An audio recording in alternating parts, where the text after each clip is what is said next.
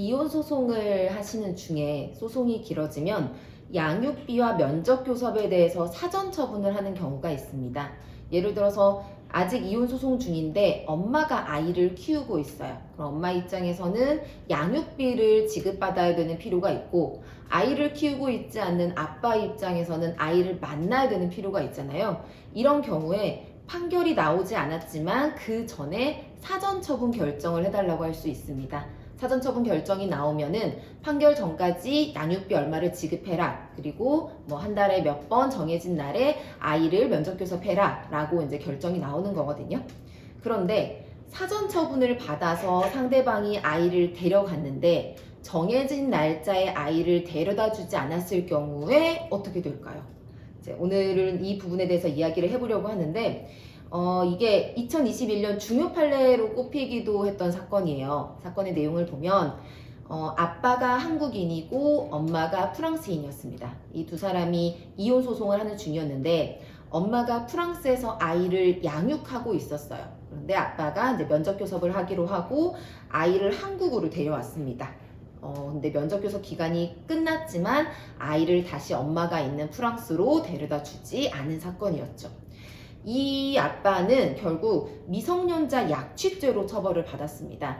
미성년자 약취죄는 이제 본래 내용이 폭행, 협박 또는 불법적인 사실상의 힘을 수단으로 사용하여 피해자를 자유로운 생활관계 또는 보호관계로부터 이탈시켜 자기 또는 제3자의 사실상 지배하에 옮기는 행위를 의미하는데요. 좀 복잡할 수 있는데 쉽게 말씀드리면은 아이를 유괴한 거를 생각을 하시면 됩니다. 유괴한 경우에 이 미성년자 약취죄로 처벌을 받게 되는데, 이제 그렇다면은 이제 이 사건 같은 경우는 아빠잖아요. 그 아이를 데려간 사람이 아빠인데 이 경우에도 뭐 문제가 될 수 있냐라고 생각하실 수 있거든요.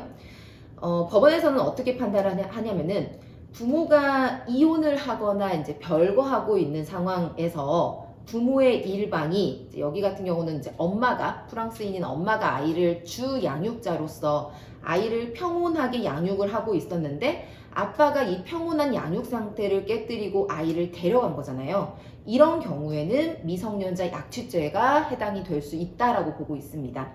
그러니까 물론 아이를 보내지 않는 모든 상황이 뭐 미성년자 약취죄에 해당한다 이렇게 말씀드리는 것은 아닌데, 이 사건 같은 경우에는 법원이 또 이렇게 판단을 했던 이유가 아빠가 법원의 뭐 사전처분, 이행명령 이런 결정들을 계속 위반을 했고, 또 아이가 본래 유대관계를 가지고 있던, 그러니까 주 양육자였던 엄마와 연락을 못하도록 했거든요. 이 연락을 못함으로써 아이가 이제 본래는 엄마와 같이 그 프랑스어를 사용을 했는데 이 언어조차 잊어버릴 정도로 엄마와의 유대관계가 상실됐다. 이제 이런 점들을 종합적으로 판단을 해서 이제 이 사건을 판단을 했습니다.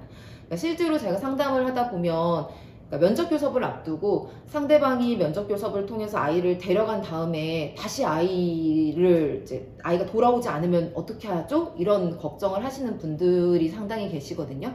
그러니까 오늘 제가 말씀드렸던 이 판례를 참고하셔서 생각을 하시면 될 것 같습니다.